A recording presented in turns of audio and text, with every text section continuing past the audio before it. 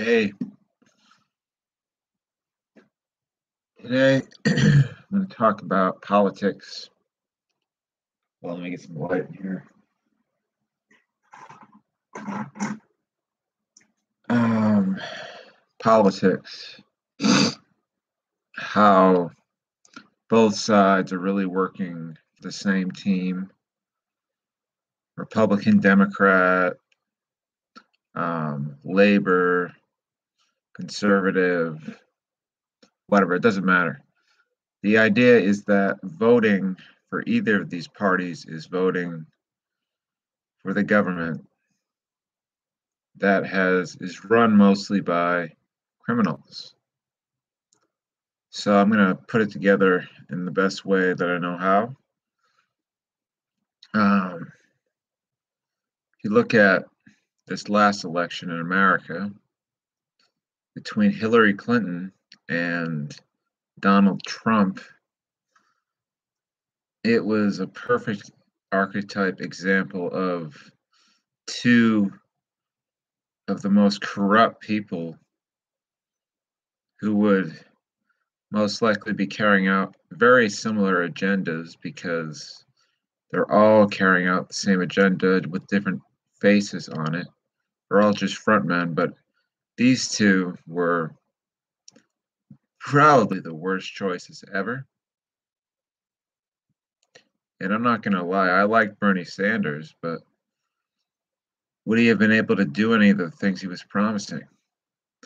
The way that our Congress and House of Representatives and Senate works, where they're all bought off and paid for by lobbyists. So would he have been able to get anything done for the people rather than the corporations? I don't know. He would have tried. At least he would have tried. That would have been something great to see. Somebody actually caring and trying. You know, I know the British have Jeremy Corbyn, who in some ways is, very good. But in other ways, still a system man. But Bernie seemed to have a lot of the answers, but whether or not he could have pulled it off, I would have liked to see him actually try. you know. But Bill Hicks summed up politics in America all the way back in 1992, I guess. So he died in 93. So this is politics in America. I like the puppet on the left. I think the puppet to the right is more to my liking. You look at it, and there's one guy holding up both puppets. And shut up, keep him quiet.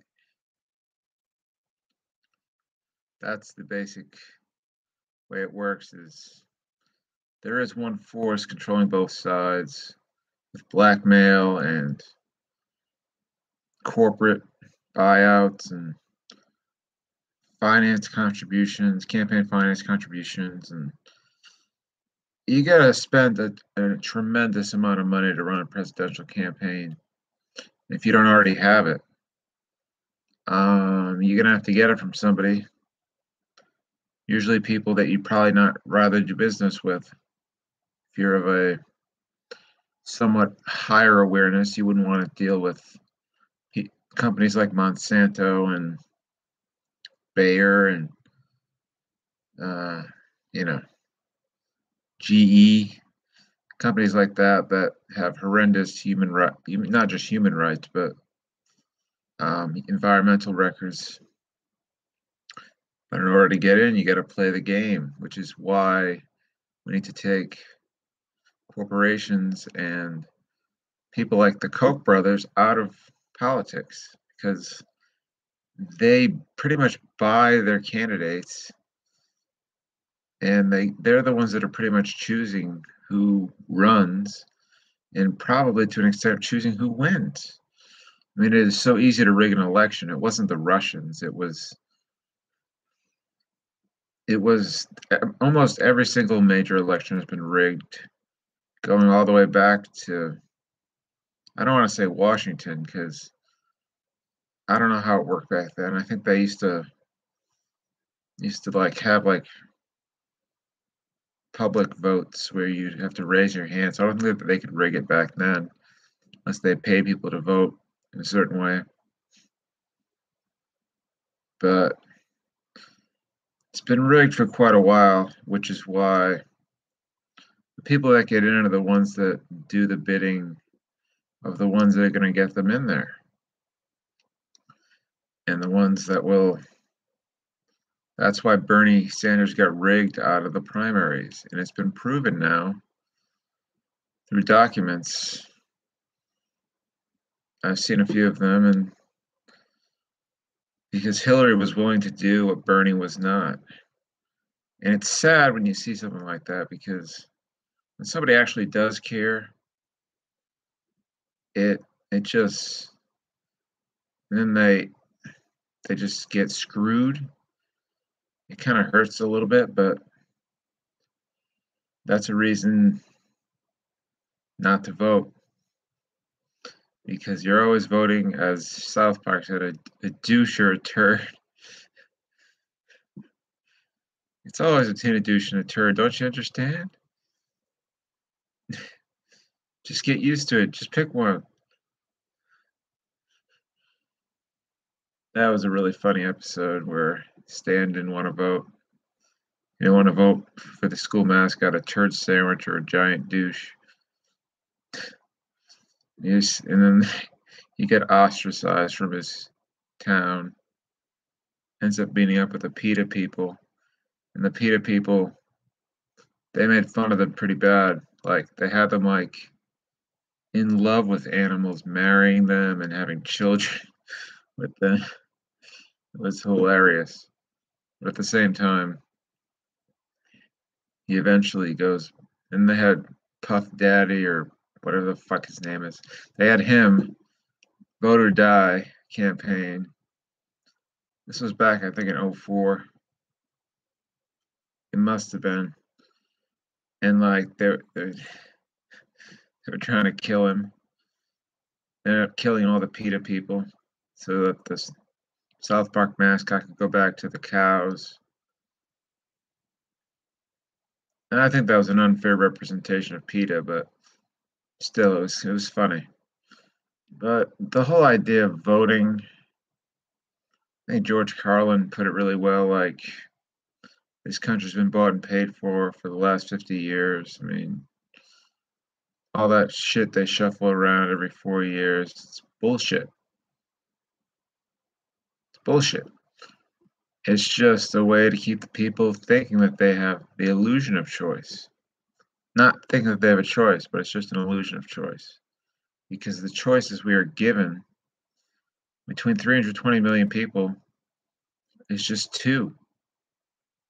And sometimes in other countries they have three, and none of them really represent us. The exception is in exceptional circumstances, I guess. But for the most part, the people that are running, they're just in it for the power, I believe, and the prestige and the it's just so, and the things they have to do to get where they get, trampling over others, and just being total psychopaths. Most of them, at least. I mean, I didn't mind Obama so much, but he did do some bad things. But I guess when you got a loaded gun to your head, or as again Bill Hicks said, when you get elected, the 12 capitalist scum fucks that got you in there bring you into a smoky room, and they say, play the film. And they show the Kennedy assassination from an angle you've never seen before, right off the grassy knoll. The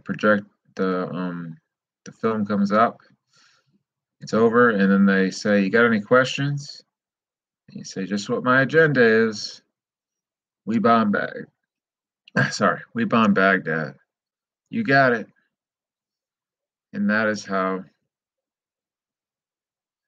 similarly, how it works, because You don't do what you're told by those in the shadows and those running the people in the shadows,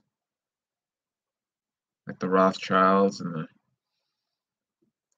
other people, George, not really George Soros, but people like him that manipulate things. He's the one that makes voting machines. He's making voting machines to help Hillary win. And I'm quite certain if Hillary had won, we'd be in World War III right now. But with Trump, it looks like we're going there either way. So just a matter of time. That tearing up of the Iran nuclear deal was one of the dumbest things he could have possibly done, because it stopped them from. But what I don't understand is how come Israel, the United States, and a few other countries that are our allies can have nuclear weapons, but anyone who is against us cannot. Not against us, but just not on one of our allies. They're just not allowed. But of course, we can have as many as we want. It's the American empire. And I've long speculated, as have others, that America is being used to destroy America by overextending its military into so many countries. We're in over 100 countries right now. Over 100 countries, spending 57% or more of our budget, 57% on paper, add in the $21 trillion that we're missing for special ops and organizing false flags, such as Mandalay Bay and Sandy Hook and others. We're looking at tons and tons of money to create those events. And I'm pretty sure we're funding them all over the world. The 7/7 bombings in London, the marathon bombing in Boston. These things are not carried out by the people they say they are, because there's always a reason to put people in fear. Like I was saying in my video, Infinite Love is the only truth, everything else is illusion. I was looking for new ways to keep us in fear, because in a way they feed off that fear, and they can use that fear to create massive change, especially when it comes to things like 9/11 and other things like that, like world wars.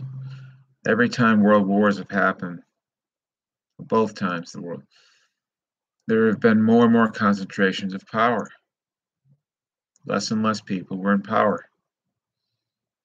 Each time, that's why they want the World War III create World Bank, world currency, cashless society,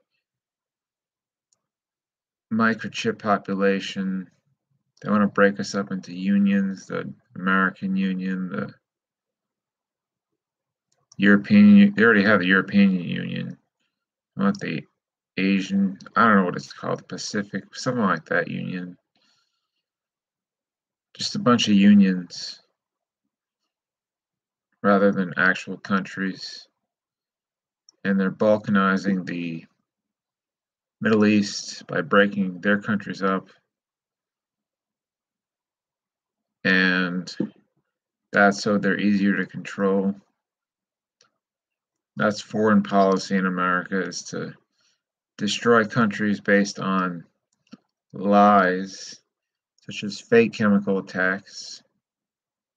And believe me, they are fake. Either fake or created by the people opposite of what they say. And I'm not saying these leaders are Sunday school teachers like Assad and Gaddafi, who was killed, and Putin's no Sunday school teacher, but it seems like We are creating the problem through a George Soros-funded rebels. What they do is they rile up the people to attack the government. Media silence at that point. And when the government fires back, he's killing his own people. He's killing his own people.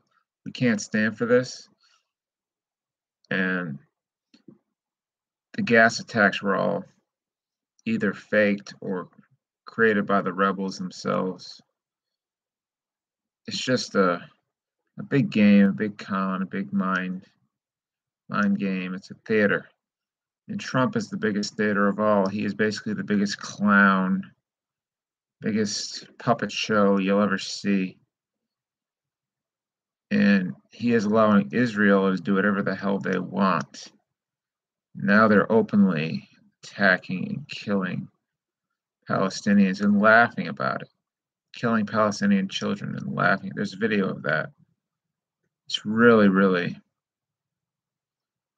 unconscionable. And now they have all these organizations they've created, like the Campaign Against Anti-Semitism, Anti-Defamation League, so that now anti-Semitism is if you criticize Israel's policies or anything they do, you're anti-Semitic, which is not true. There are tons of Jewish people who are against Zionism, as it's called, and the far-right regime of Netanyahu, but go ahead and try and explain that to people who don't get the big picture and don't see what's actually going on between Israel and Palestine. And the idea that these people, like the Rothschilds and Rockefellers, would use the Holocaust as a way to push another genocide is unconscionable, beyond comprehension. To just destroy an entire, just bomb the crap out of innocent people, just people that are trying to live their lives. And there's a picture about how little land the Palestinians have progressively throughout the years since 1945, or whenever the Jews went to Israel. And it's really sad because they have like less than 10% of what they originally had. And the idea that a tiny sliver of land is dictating so much. 8 million people, Israel is 8 million people. That's including the Palestinians. 8 million people in Israel. And they are dictating, you can't criticize them, you can't say anything about them. As Voltaire said, if you want to know who rules over you, look at who you're not allowed to criticize. And I would argue that the Israeli regime is the one that is behind the curtain, running many of the world's, I don't know what you'd call them, the world's, basically just running the world, because it's all about their bloodline. The Rothschilds are the biggest contributor, and they run politics, they run banking, they run all kinds of, and they only got their fortune through, well, the biggest way they got their fortune was in the Battle of Waterloo, when they found out that, I think Napoleon had lost that battle, but they told everybody that Napoleon had won, and they had found out somehow before everyone else. And all the stocks tanked. They bought up the stocks for pennies on the dollar, and a few days later it came back that Napoleon had lost. All the stocks went up, and that is how they originally, at least substantially, added to their already amazing wealth, which is now in the trillions and trillions of dollars because they own the banks, they print the money. So it's just politics in every country is a big mind game, a big illusion of choice, and we shouldn't just go vote because they tell us to, because no matter what side gets in, pretty much the same thing happens. Whether it's Trump or Hillary or Obama or whoever, Romney, McCain, they're all going to do essentially the same thing. It's just a matter of how they're going to do it, what face they're going to put on it. It's just they're masks on the same face. So voting is not where it's at. I think if you're really into politics and you want to change the way things work, activism and us coming together as one nation or one world and marching to the White House or Parliament or wherever you live, whatever they have there, as a united front. If we all did that and demanded that we get, what we deserve, which is everyone has a place to live, everyone has food, everyone has, things that they need, rather than people starving in a world of plenty, people homeless in a world of empty houses. I mean, it's just only a truly psychopathic nation would allow this to happen, where where more than 50% of the wealth is controlled by around 0.1% of the population. Most of them Rothschild Zionists, which is not a real race, it's a secret society. And I remember Joe Biden saying, you don't have to be Jewish to be a Zionist. And it's really a terrible thing to see when all the people are suffering because of very terrible policies that have been passed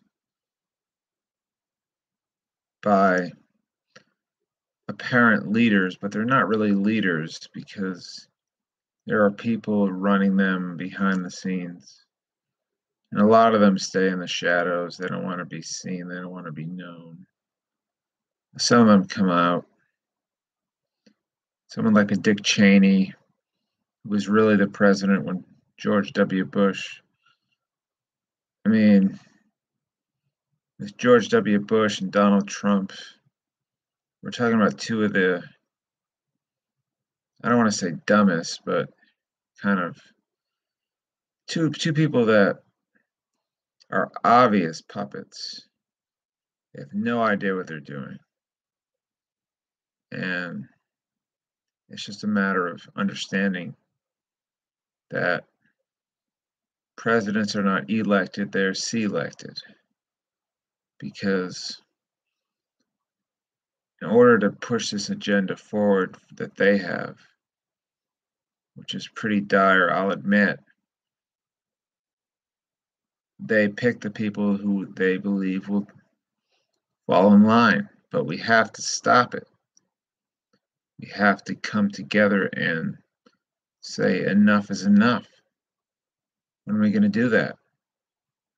How long is it going to take for people to say, let's find some compassionate people to run for office, find people who will not cave in to lobbyists and free money, and will run on a platform of, peace, unity, unconditional love, and demilitarization, things like that, where even if they don't succeed in getting all those things done, at least there'll be a different consciousness in the White House. Someone like Jimmy Carter comes to mind, even though he might not have been the best president by, certain people's standards. He at least seemed to care more about the actual people, more than I'd say any of the others. And now look what he's doing. He's in his 90s and he's still building houses for the homeless and Habitat for Humanity. And that's somebody you can really admire and respect. But he did have some pretty shady people working for him, like Sibiner Brzezinski, who wrote the book The Grand Chessboard, which is really insanely chilling book about our future, what the agenda is for our future. And now they're getting cocky and they're saying what they want to do around the world to change the world. And we cannot let it happen. We have to come together for once and see the fraud and illusion for what it is. It's a con, it's a theater, it's a puppet show, basically. Politics is not what you think it is. So if you're thinking about voting, I wouldn't bother. It just seems like a waste of a day waiting in line or to vote between a douche and a turd. Especially this election, I think, was the biggest confirmation of that. Well, I think this video has gone on long enough. I just don't want people falling for the scam anymore about voting and politics and the way the world really works, and how what we can do to change it is by no longer accepting what we can change. There's a great saying, and I'll close on this. Instead of accepting the things I cannot change, I'm now going to change the things I can no longer accept. I think that's a great way to reframe the whole politics thing. We need to change the things that are no longer acceptable to us. So I hope you enjoyed this video. It was a longest one I've done so far, and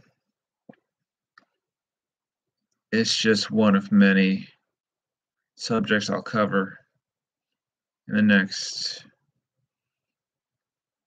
18 days. I'll see you next time the sun goes around. Next time the Earth rotates 360 degrees or so. Have a great rest of your day.